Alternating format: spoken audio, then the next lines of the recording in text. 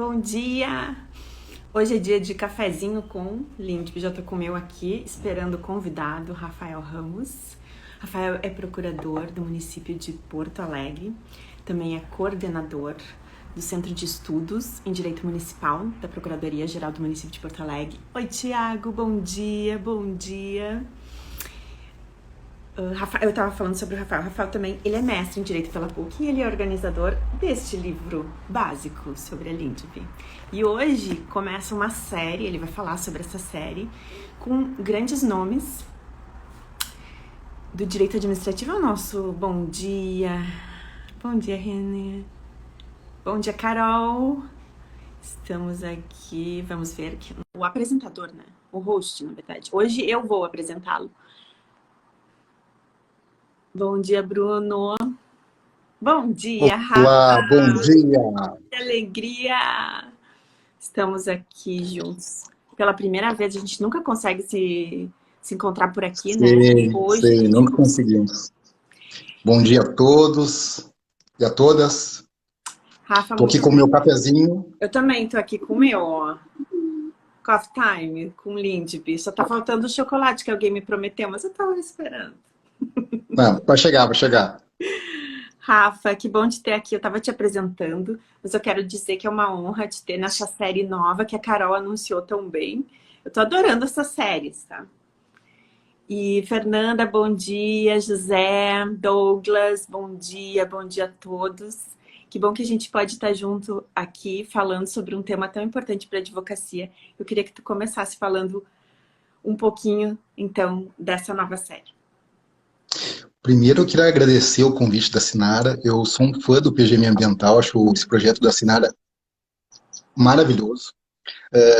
Teve uma série anterior que foi coordenada pela minha querida amiga e colega Daniela Cravo sobre LGPD, a pílula da LGPD, que foi um projeto fantástico, abordando uma lei super importante, que muitos órgãos públicos, instituições estão correndo atrás para tentar se adaptar às exigências da LGPD. E a Daniela conseguiu, em 10 pílulas, apresentar, dar um panorama geral sobre essa nova lei. Então, assim, quem não assistiu a série da Pílulas da LGPD, recomendo, vai lá no PGM Ambiental e assista os vídeos, que estão espetaculares. Grandes nomes, especialistas na matéria. E a Daniela é, assim, é uma grande referência nessa temática, em termos até mesmo de Brasil. Então, vale a pena mesmo. Então, eu fiquei muito feliz, em função disso, da Pílulas, falei com a Sinara, eu acho que tem uma outra lei também muito importante, que a gente também deveria ter um cuidado especial com ela, que é a Lei 13.655, chamada por muitos de a nova Lindby, né? E daí a Sinara gostou da ideia, e disse, não, Sinara, vamos montar um negócio. Então, em função disso, nós montamos então o cafezinho com Lindby, que é para ser, como o próprio nome indica, é para ser um papo descontraído, mas informativo. E a nossa ideia aqui com esse cafezinho é despertar o interesse, principalmente dos advogados públicos que nos assistem, para essa lei, que é uma lei muito importante. É uma lei que vai tratar de temas do dia a dia do advogado público. Não é uma lei genérica, que não vai tratar. Não, ela trata do dia a dia do advogado público. Mais do que isso, em função disso até, eu considero a nova Lindby uma espécie de estatuto da advocacia pública. Tá? Mas voltando ao histórico da lei. Muitos de vocês, os mais antigos, talvez, não, tenham estudado lá na introdução de direito civil a lei de introdução ao Código Civil, o Decreto-Lei 4657 de 42. Olha só, 42. Constituição de 37, CPC de 39. Então, quer dizer, eram outros tempos.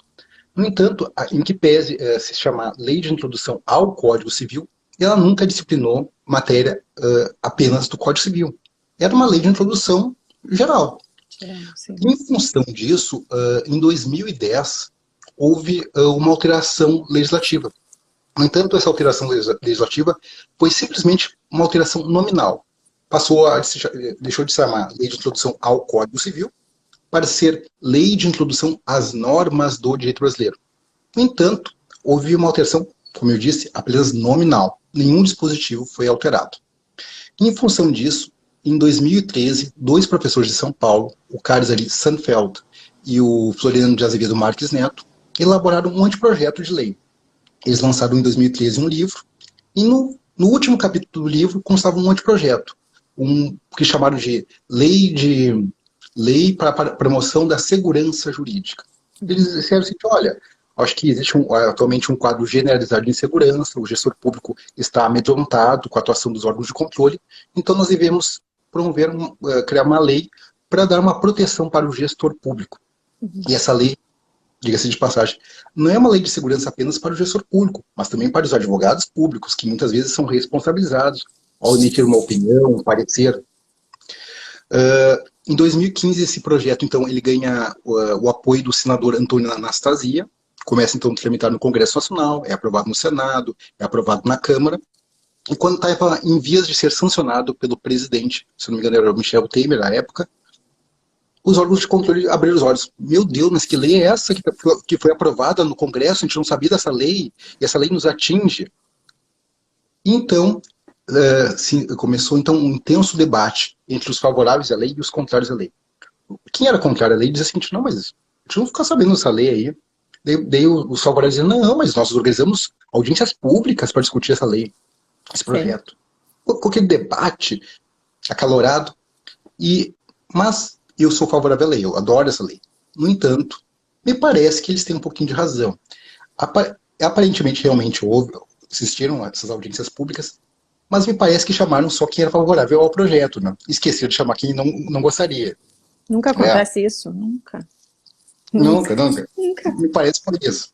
Mas, apesar disso, o projeto foi sancionado pelo presidente com alguns vetos. Por exemplo, o artigo 25 foi integralmente vetado, que ele previa uma ação declaratória de validade de ato administrativo.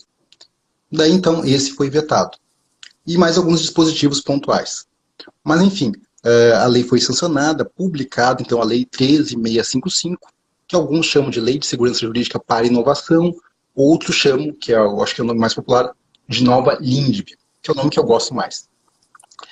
Mas, enfim, essa Lei 13.655, ela incorpora, então, ao Decreto-Lei 4.657/42, 10 novos artigos, com o objetivo declarado de promover segurança jurídica e instrumentos de proteção do gestor público. Então, seria mais ou menos, esse é mais ou menos o histórico da lei. Ótimo. E como foi assim a elaboração, me conta como foi a elaboração do primeiro. Eu já sei que já tem um segundo, hein? Então eu quero que tu me conte. Calma aí. Não, esse não é o primeiro. Calma aí. Ah, peraí, eu tenho o primeiro também. Eu também tenho. O primeiro é esse aqui. Peraí. Logo que saiu essa lei, a 13.655, como eu sempre gostei muito disso, como eu sempre gostei muito dessa parte de direito administrativo e hermenêutica jurídica, e essa lei trata basicamente disso, e eu organizei com alguns amigos aqui do Rio Grande do Sul uns comentários da lei 13.655. Mas eram comentários bem sucintos, ficaram muito bons. Nós estamos preparando agora a segunda edição, que logo vai sair. Apresentação do Ingo. Do Ingo e de um dos pais da LINDB, o Carlos Ari Sanfeld. Carlos Ari, um dos pais da LINDB. Nós estamos então agora preparando a segunda edição. Mas, enfim, é uma ideia, um comentário bem pontual e, digamos assim, rápido, assim, para quem quiser fazer uma consulta rápida. No entanto, em 2020 veio a pandemia, e eu fiquei pensando assim, mas estamos aqui sem fazer nada, todo mundo em casa, temos que ficar realizando distanciamento social, acho que é momento de botar-nos para trabalhar. Em função disso, ampliei o espectro de amigos para todo o Brasil, e daí saiu esse outro livro aqui. Isso. Que são comentários mais aprofundados sobre alguns temas tratados da Nova LINDB. Daí nós trabalhamos com os temas do consequencialismo, deferência judicial, motivação e a responsabilidade do gestor público. Um tema que eu adoro muito, o consequencialismo eu acho um tema muito importante. Eu acho muito importante. Algumas pessoas dizem assim, mas essa questão do consequencialismo, os órgãos de controle vão ter que realizar um exercício de futurologia. Não é nada disso. Não é nada disso. O gestor público vai ter que continuar realizando uma atividade planejada. Ele não vai poder simplesmente realizar uma atividade não planejada e depois dizer assim, não, mas olha as consequências práticas. Não é assim. Ele vai ter que continuar planejando, e aí entra também o papel da advocacia pública, de exigir que o gestor público planeje sua ação. Quando chegar um processo, vai dizer, olha, senhor gestor, mas cadê a motivação? Cadê o planejamento aqui dessa associação estatal? Tem que ter um planejamento. Que é mostrado Não dentro do pode... processo administrativo, né? Isso. E amanhã, depois, quando for feita, digamos, uma defesa no processo judicial, eu vou trazer o processo administrativo. Olha, houve todo um planejamento, houve tudo. Tá ali. Houve Exato. uma motivação. Exato. E mais do que isso, mas o artigo que é o meu queridinho é o artigo 22. Eu falei, na semana passada, nós fizemos um pré-cafezinho com o professor Juliano Heine. Isso. O professor Juliano está lançando um curso de direito administrativo, com a segunda edição já, que é um dos melhores do mercado, recomendo muito, publicado pela editora Juspódio. Adoro, tem também. Yes. Nós falamos um pouco também da nova lei de licitações e um pouquinho da nova LINDB. Então foi o pré-cafezinho. Isso. Mas eu falo com o professor Juliano que o meu queridinho, então, é o artigo 22. Eu recomendo, então, vocês terem uma atenção bem dedicada a esse artigo 22. E mais do que isso, o ano passado, por exemplo, o Conselho Nacional do Ministério Público lançou uma recomendação. Nessa recomendação, o Conselho Nacional do Ministério Público, ele não fala na nova LINDB, não fala em momento algum, até porque os órgãos de controle, de modo geral, são contra a nova LINDB. No entanto, apesar de não falar da nova LINDB, a recomendação diz o quê? Olha, integrante do Ministério Público, ao fiscalizar os atos do gestor público, que é sua função constitucionalmente prevista, institucionalmente prevista, ok. No entanto, vocês têm que dar espaço para o trabalho do gestor público. Uma interferência indevida ou excessiva acaba por promover o quê? Uma omissão do gestor. Hoje em dia, um dos grandes debates é que o controle está asfixiando as boas práticas administrativas. E o controle não deve servir para asfixiar as práticas administrativas, mas sim para aperfeiçoamento, para combater a corrupção, o desperdício e promover, na medida do possível, o aperfeiçoamento. Hoje em dia se fala num controle consensual dos atos administrativos, que é o que eu falo, por exemplo, o professor Fabrício Mota, que eu acho que essa é a linha que deve ser seguida, um controle consensual. Então, o artigo 22, ele vai nessa linha. Ele diz, olha, tu quer controlar um ato administrativo? Ok. No entanto, tu tem que analisar as condições do gestor público. Porque nós vivemos num país com muitos municípios, com realidades totalmente díspares. Alguns municípios têm muito dinheiro em caixa, outros nem tanto. Alguns têm mega estruturas, outros nem tanto. E, por exemplo, os órgãos de controle hoje em dia têm mega estruturas. Sim. Tanto no que diz respeito a material quanto a pessoal. Já os municípios não têm isso. E eu acho que é importante também falar, muitas vezes, hoje em dia, os tribunais de contas, eles têm um importante papel, não apenas sancionador, mas também pedagógico. Por exemplo, eu gosto de conversar sempre com uma amiga nossa, minha da Sinara, que é a conselheira Daniela Zago. E eu sempre gosto de ressaltar com a Daniela o papel pedagógico do Tribunal de Contas. Por exemplo, o Tribunal de Contas do Rio Grande do Sul, ele realiza inúmeros seminários e cursos gratuitos e oferece para o gestor, olha, gestor, se eventualmente não tem condições de pagar um curso para te aperfeiçoar ou te atualizar, assiste o meu. Isso. A Sinara, por exemplo, esses tempos deu uma excelente palestra sobre proteção do patrimônio histórico. Então, o gestor não tem desculpa para não se aperfeiçoar. Existem, por exemplo, no YouTube já existem inúmeros cursos, palestras, mas o Tribunal de Contas também realiza um importante papel pedagógico. Mas, enfim, o artigo 22, então, diz o seguinte, olha, tu quer realizar o controle? Pode realizar. Isso vai ter uma função institucional tua. No entanto, tu tem que analisar as condições em que o gestor público estava. E e em função disso saiu essa recomendação, se não me engano, em abril do ano passado, do Conselho Nacional do Ministério Público, dizendo, olha, caiu, acontece. Estava falando sobre a recomendação do Ministério Público. Isso, então o Ministério Público lançou uma recomendação dizendo isso, basicamente para respeitar o artigo 22. No entanto, ele não fala sobre o artigo 22. Mais recentemente, se não me engano, acho que no mês passado, o Supremo Tribunal Federal também lançou uma recomendação, daí fazendo expressa menção à nova LINDB, dizendo, olha, temos que respeitar o espaço do gestor público, até porque o gestor público foi eleito, tem legitimidade democrática para definir as suas ações, né? Essa foi genial, essa foi ótima. Quando tu me mandou, eu fiquei, porque o Rafael, ele sabe tudo, assim, sempre ele tá mandando coisas pra mim. Então, às vezes, eu tô bem desligada, assim, chega algo do Rafael. Ele sempre, essa daí eu vou colocar, não coloquei, mas depois que terminar a live eu vou colocar no feed. Achei bem interessante. Isso. Então, esse artigo A gente 22, não eu se acho que liga quem como eles... principalmente... Rafa, Pode como falar. eles usam essa coisa da recomendação? Como eles usam essa coisa da recomendação, né? Como eles padronizam, né? No Ministério Público, no Judiciário, eu sinto assim que eles usam muito padronização. Eles usam essa coisa das recomendações, de todo mundo usar uma linha, né? Ter uma linha dentro da...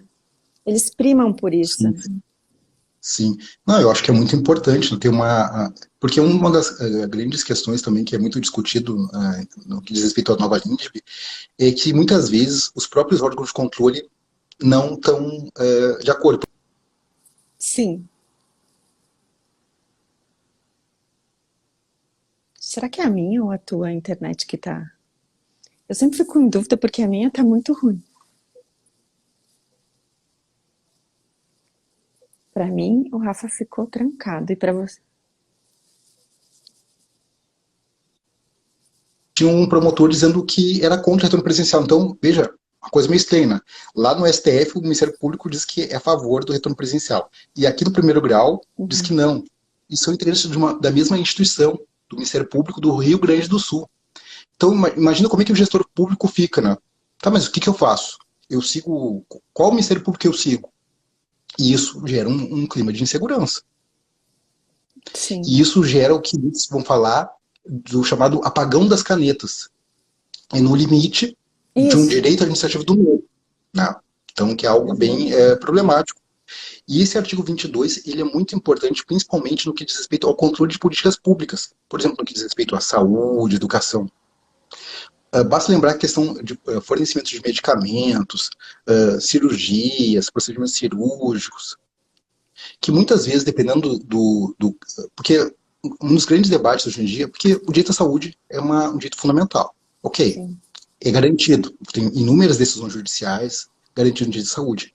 Mas a questão é, até que valor? Não existe limite. Não existe limite porque os tratamentos muitas vezes são muito caros. Muitas vezes você vai ter que pagar para a pessoa ir para um outro país, vai ter que pagar a cirurgia, daqui a pouquinho a pessoa vai ter que permanecer naquele país. E, digamos, o município de Novo Hamburgo teria que pagar para um munícipe ir para os Estados Unidos realizar um procedimento cirúrgico, porque só lá tem aquele tratamento. Tá aí o orçamento do... E muitas vezes o que acontece? Muitas vezes no processo judicial, que é de uma pessoa individual, é o processo da Sinara, é discutido o caso da Sinara, se a Sinara tem ou não o direito à saúde, aquele tratamento. Tá, mas e o orçamento do município? É debatido o orçamento do município? Qual o impacto que o deferimento desse tratamento vai Que essa gerar no... decisão judicial vai gerar. Sim.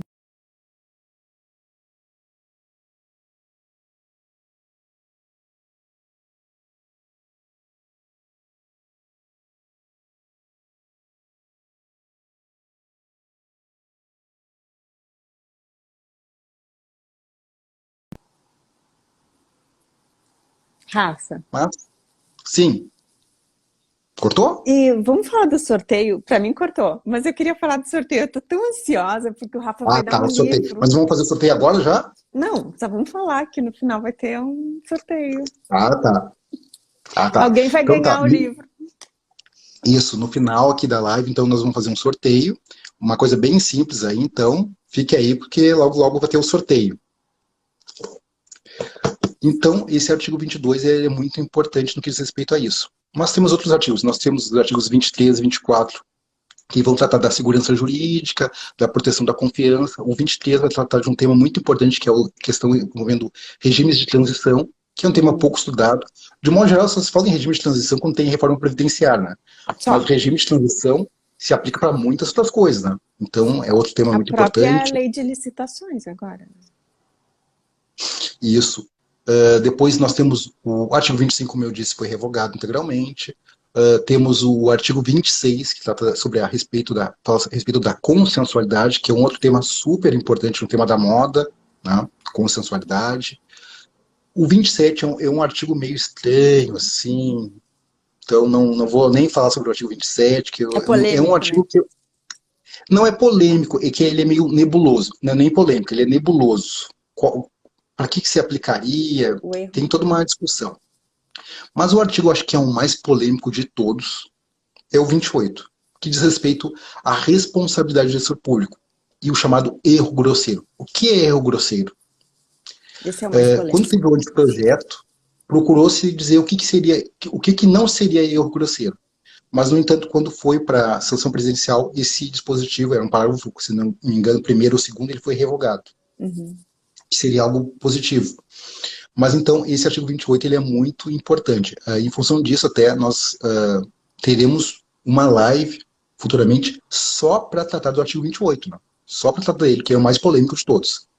Depois nós temos o 29, olha, agora entrou nossa amiga Daniela Zago, que vai participar também das lives. É uma das, né? Uma das estrelas. E o 29, então, ele vai tratar da questão da necessidade de consulta pública antes da edição de um ato normativo pela administração pública. Por exemplo, antes da expedição de um decreto que vai impactar na vida das pessoas, as pessoas devem ser ouvidas. E, por fim, o artigo 30, então, ele vai falar sobre os precedentes administrativos. Na linha do CPC 2015, que fala dos precedentes judiciais, o artigo 30, então, vai falar dos precedentes administrativos, que a administração pública deve promover segurança jurídica. Então, seria basicamente isso que vai tratar a Lei 13.655, né? Que nós pretendemos abordar nas próximas lives. Toda semana, nas quintas-feiras, 10 horas, então. Isso. E tu já pode adiantar o nome das pessoas, Rafa? Claro. Será, então, toda semana na quinta-feira. Eventualmente, a gente vai ter que mudar um pouquinho o horário em razão da agenda dos palestrantes, né, dos convidados. Normal. Sim. Mas na semana que vem, então, nós teremos o professor Egon Bockmann Moreira, que é advogado e professor da Federal do Paraná, um dos grandes nomes do direito administrativo brasileiro. O professor Egon é craque. Ele vai falar sobre consequencialismo e deferência judicial. Depois, no dia 20 de maio, nós teremos a professora Juliana Palma, que é doutora pela USP e professora da FGV São Paulo. Ainda não definimos o tema, mas a professora Juliana é uma das grandes pesquisadoras do tema. Até quando eu fiz o convite, ela disse: Rafael, eu aceito o convite certo, porque eu falo sobre LINDB no meu café da manhã, no meu almoço, na minha janta, no lanche da tarde. Então, normal. Então, a Juliana Palma é um dos grandes nomes. Depois, no dia 27, nós teremos uma dupla, Fabrício Mota, que é conselheiro do Tribunal de Contas de Goiás, e a nossa querida amiga e competente conselheira Daniela Zago, que vão falar sobre a nova LINDB e controle. E excelente. No dia 10 de junho, dia 3 não vai ter, porque é feriado, não. Daí é dia de descanso, dia 3 não vai ter, mas dia 10 então teremos novamente, com o Rodrigo Valgas, que lançou um dos melhores livros sobre o tema, o direito administrativo do medo. Se você quer entender um pouco sobre o artigo 22, tem que ler o livro do Rodrigo Valgas, O Direito Administrativo do Medo. E também convidamos o Pedro Dionísio, que também tem um livro muito importante chamado O Direito ao Erro. Por que ele chama de direito ao erro? Porque, segundo muitos, o artigo 28, ele seria o direito ao erro do gestor público. Porque, afinal de contas, como sempre dizemos, né, errar é humano. Então, o artigo 28 permitiria que o gestor público errasse e não fosse sancionado. Perfeito. Então, pessoal, seria basicamente esses nomes aí, mas o Cafezinho com LINDB é um projeto aberto, não está totalmente fechado. Então, eventualmente, se vocês tiverem alguma sugestão de tema, alguma coisa assim, vocês podem mandar aqui para o PGM Ambiental, que na medida do possível a gente vai incorporar novos convidados, novos temas, para que vocês tenham um panorama geral da nova LINDB, então. E que possa usar mais, né? Que nós possamos utilizá-la melhor, já que ela é, como diz o Rafa, o estatuto da advocacia. Eu queria que tu falasse só um pouquinho sobre isso, Rafa. Me explica. Vejam bem, pessoal, como eu falei agora rapidamente a respeito dos artigos que disciplinam. E esses artigos, se vocês forem ver, eles tratam do dia a dia do advogado público. Seja no contencioso, por exemplo, a questão do artigo 22, quem está no contencioso, por exemplo, aqui no município de Porto Alegre nós temos uma equipe que trabalha diretamente com a questão vaga em creche, fornecimento de medicamentos. E eles trabalham diariamente com o artigo 22, diariamente. A questão da consensualidade também, hoje em dia, dentro da advocacia pública do século XXI é uma advocacia voltada à consensualidade. Por exemplo, como eu havia dito, hoje em dia nós temos aqui no Rio Grande do Sul um grande debate, que é a questão do retorno presencial. Uhum. E nós estamos agora realizando audiências uma audiência de mediação para tentar, já que existe uma guerra de liminares, é Muito. permitida o retorno às aulas, depois é suspenso. Então o judiciário entendeu, não, vamos encaminhar essa questão para uma audiência de mediação e as partes vão tentar realizar um acordo. Que isso vai ao encontro de uma ideia de uma administração pública consensual, né? Uma Sim. administração pública concertada, né? Então, a nova LINDB trata de temas do dia a dia do advogado público. E o advogado público tem um papel importantíssimo, não apenas de defender o gestor público, mas também de exigir que o gestor público cumpra a nova LINDB. Porque a nova LINDB, ela traz um ônus argumentativo, mas esse ônus argumentativo não é só para o controlador, é também para o gestor público. O gestor público, quando quiser realizar uma escolha, ele tem que dizer por que realizou uma determinada escolha. Por que ele comprou, por exemplo, agora na questão da pandemia, por que ao invés de comprar EPIs, ele resolveu gastar milhões com publicidade? Ele vai ter que dizer por que ele vai dizer, olha, eu gastei com publicidade, porque eu vejo que a publicidade ela é boa, até mesmo para, digamos, orientar as pessoas como utilizar máscaras, isso e aquilo. Ok? Então tá, tem uma justificativa, ela é racional. Então, acho que é muito importante isso. Então a ideia do cafezinho é despertar o interesse, principalmente dos advogados públicos, para essa nova lei. Da mesma forma que a Daniela, lá com o Pilos da LGPD, realizou um trabalho essencial para despertar o interesse para a LGPD, nós também, agora com o cafezinho, queremos despertar o interesse dos advogados públicos para a nova LINDB. E vejam bem, pessoal, são apenas 10 artigos. Então, se vocês, ao final dessa live, lerem a lei, eu já tá feliz, né, Rafa? eu estou feliz, meu papel já foi cumprido. Porque são só 10 artigos, são artigos sintéticos, que às vezes tem uns artigos que 500 mil incisos, parágrafos. Não, são 10 artigos bem sintéticos, valem muito a pena. Mas, Sinara, eu acho que está na hora de fazer o sorteio. Eu também acho. Vamos fazer assim, então de 1 a 10, quem primeiro acertar o número, o pessoal vai colocando aqui. Então todo mundo está convidado a participar do sorteio, todo mundo que está assistindo aqui.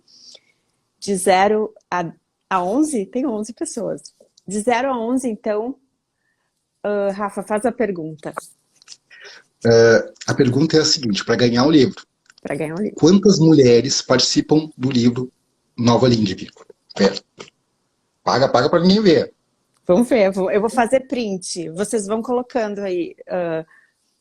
Cada um tem uma chance de colocar o número de 1 a 12 agora. De 1 a 12. Quantas pessoas, quantas mulheres participaram do livro? Rapidamente, assim, ó. Não dá para ler, né? Isso. Mas, Nara, enquanto o pessoal vai colocando aí, é importante dizer que agora nós estamos trabalhando no segundo volume da nova linha. No segundo volume. Então, calma. Estamos trabalhando, calma. Estamos trabalhando no segundo volume. Então, dentro em breve, até o final do ano, sairá o segundo volume do livro A Nova Linha. E nós contaremos, então, com outros grandes nomes. E nesse segundo volume, nós pretendemos abordar alguns temas que ficaram de fora do primeiro.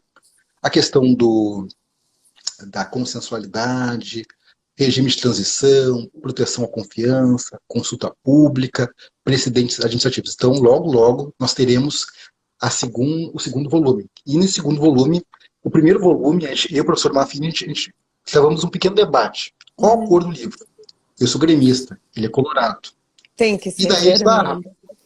Daí ele disse, Rafael, eu sou colorado, vermelho. Mas o próximo volume, eu já falei para ele, vai ser azul, capa azul. Vai ser Grenal, então. Grenal.